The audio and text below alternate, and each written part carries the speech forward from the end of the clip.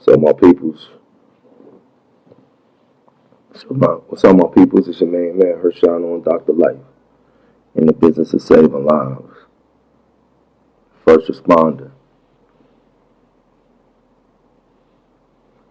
This time it's not about RPG. It's about the divine shadow. Xavier Joshua Kafel Leggett.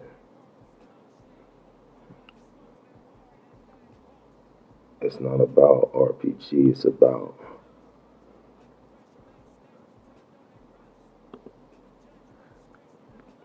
King Hezekiah, Xavier Joshua Kafel Leggett. When my son was born in 1997 in Huntsville, Alabama, my wife and I, we went straight to this passage.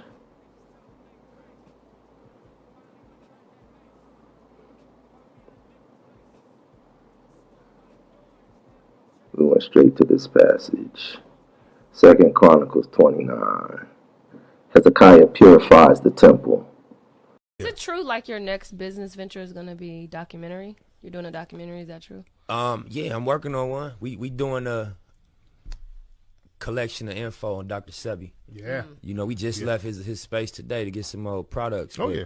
Again, like when I seen your doc on Haiti, it made me think, why people don't know about why it got to be somebody's agenda for us to not know about this story. Yeah. So when I found out about Sebi, and it's about his case that he beat in 1985. Yeah, that AIDS case. You know what I'm saying? Yeah, oh yeah, I'm familiar with that. Why isn't that like the no disrespect, like Rosa Parks? We all know about Rosa Parks didn't get up from her seat. That's an honorable example of, you know, somebody from our history. Yes, indeed. Sebi going to court and proving that he cured AIDS. Absolutely. Come on, why we don't know about that? Absolutely. And you know, and he just died mysteriously down there. you know what I mean? Yeah. And so you know how they play. Oh yeah. You know, niggas was tweeting me, Hustle, be careful, man. Your plane gonna go down. I say, you niggas better ride for me. You dig? That's what I'm saying. 2 Chronicles 29. Hezekiah purifies the temple. Hezekiah does what? Hezekiah purifies the temple. So we had lost one son before my son was born. Joshua, stillborn Craig Morgan's son. So we dedicated my son, Xavier, to when he turned 25, to show the whole world what it looks like to purify the temple and to step into the throne at 25. I'm going to read it straight up. Hezekiah was 25 years old when he became king, and he reigned in Jerusalem 29 years. His mother was Abijah, daughter of Zechariah, so his mother was a prophetess, just like Xavier's mother. His mother's name was Abijah, daughter of Zechariah, and Zechariah is a prophet, and so the daughters of the prophets are prophetesses.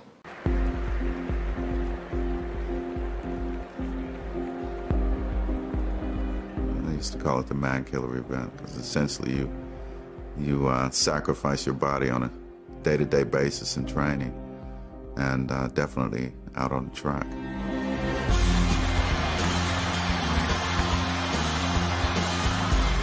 Most people become frustrated with hurdles because you definitely are going to fall and get beat up.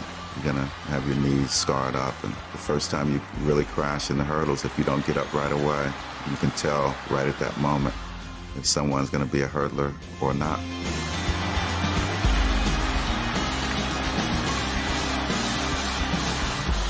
You have to have a tremendous amount of willpower.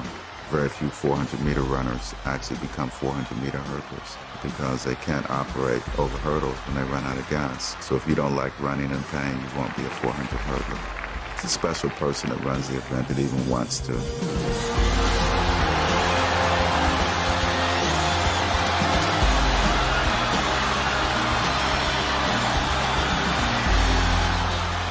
I learned to enjoy it after a period of time, and then became much more tolerable when I finally figured out what kind of training was necessary to make it as easy as possible. He did what was right in the eyes of the Lord, just as his father David had done. So Hezekiah wasn't like Ahab and Jezebel. Hezekiah wasn't like Saul.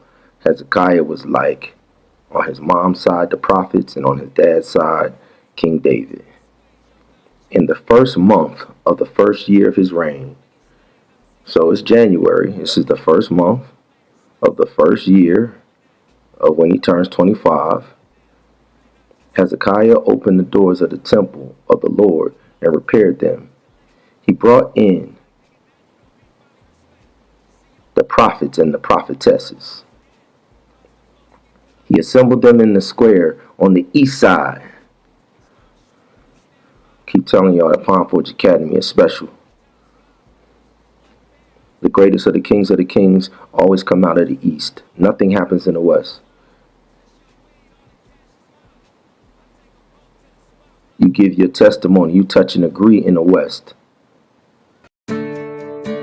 Our investment in financial empowerment, and particularly what we're doing with the Finance Academy, is so important. Whether it's preparing for college, buying their first car, preparing a budget that can help them make sound financial decisions, the entire process for us is something that we're thinking about when we look at financial empowerment and sitting down with our customers or going into the classroom. This is part of who we are. It's part of being a Fifth Third better. This is exactly what we think is important to make a difference in the communities we serve. They got 6 cases that they work on. They built it from scratch. Wow. So guys, can you all pull up your apps from MIT and show them what you guys are doing? Yes, it's an MIT app. It's called MIT app. And they can make apps for the Android phone. Now you know that's big money. I don't know if they know that's big money. So what they so what we do, so with the biology topic. So with the biology topic, I'm telling them, okay, you're studying that you study, so now you gotta write an app. All this stuff. So guys, pull up your app and show them what you're doing. Okay. Who's I want to see who's proud of the app so far.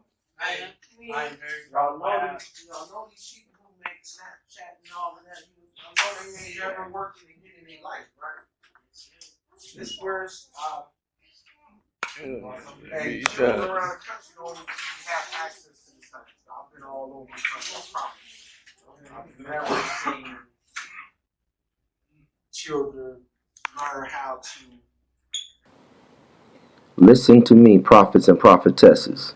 Consecrate yourself now and consecrate the temple of the Lord, the God of your ancestors. Remove all the defilement from the sanctuary. Our parents were unfaithful.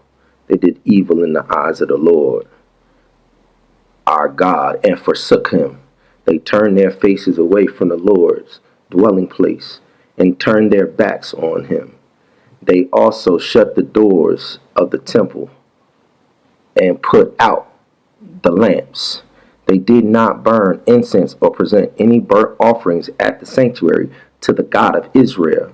So Israel worshipped Molech and all of the idols around them. To this point. So just talk a little bit about that business plan, that 10-year business plan that we sat down. With all of the resources that you see, with all of your uncles that you see you have access to. Talk about individuals who break in the cycle, who come from inner cities like we come from, who now are, many of them, multimillionaires in their own right. All right. You know these individuals and you have access to these individuals. But talk about how you feel about us making your generation, making these individuals available to your generation through this foundation that we passing on to you. What does that mean to be able to claim your whole generation and say, well, listen, they labeled us as this. They labeled us as misfits. They labeled us as the generation that's going to be the first generation that's not going to be as successful as their parents. They labeled the millennial generation as the first generation ever to have to move in with their parents and live in the basement until they're grown up. That's what they've labeled your generation. They've labeled us as the generation who's goes to college and comes out of college and is saddled with student loan debt. And then even though they have degrees, more than 52% of those with bachelor's and master's degrees still are unemployed and underemployed, with degrees going back and working as servers in restaurants. So what do you think about potentially taking the reins of a program that gives your generation the ability to break those cycles, and the fact that you have a business plan that you can share with them to step by step go from point A to point B based off of all of these individuals in our network that we're giving you access to give access to them? What does that mean to you? Well, first, I think it's empowering because I am one of those people who went to college and didn't really know what was going on or what I wanted to do with my life. And so for other people in my generation, you know, whether you're older than me, younger than me, I feel like at some point everyone falls into that mentality where you don't know what you want to do. At some point you were lost. At some point you didn't know where you wanted to go and where your future was headed.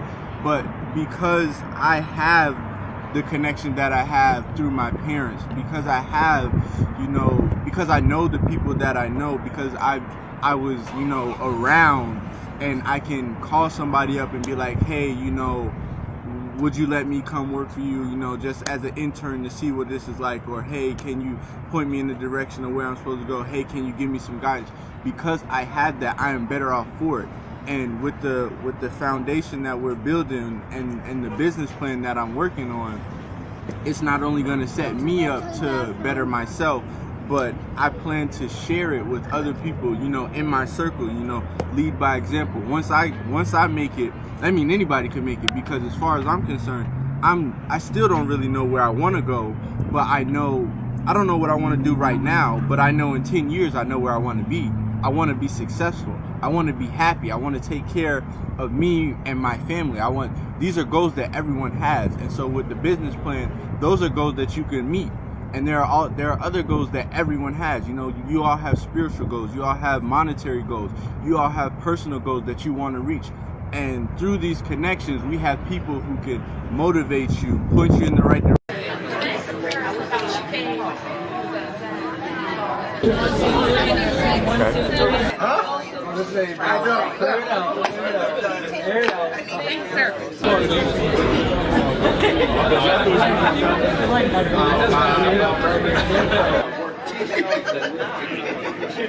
So I was like, that's not for me, so Holy Ghost quit my you good.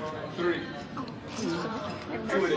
Over was a registration August 14th.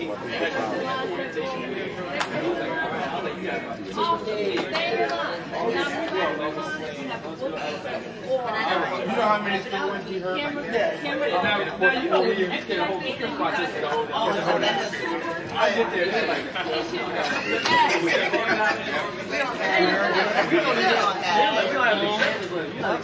there you go.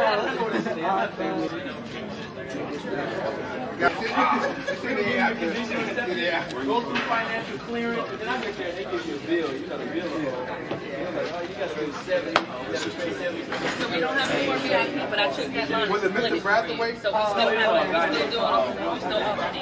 No, you're not. There's another guy. Brathwaite doing something. Therefore the anger of the Lord has fallen on Judah and Jerusalem. He has made them an object of dread and horror and scorn, as you can see with your own eyes. This is why our fathers have fallen by the sword. You want to know what's wrong with your black community? When you rebel against God, God falls on the rebels. Always. You want to know what's wrong with your black church? Idolatry. This is why our fathers have fallen by the sword. and while our sons and daughters and our wives are in captivity. Now I intend to make a covenant with the Lord, the God of Israel, so that his fierce anger will turn away from us. My sons, do not neglect now, for the Lord has chosen you to stand before him and serve, to minister before him, and to burn incense. Y'all talking about cannabis. God says, stand before him and burn frankincense. Not cannabis, frankincense. All throughout the Word of God. You can't worship God without burning frankincense. Not cannabis. Cannabis is a demonic spirit. Frankincense.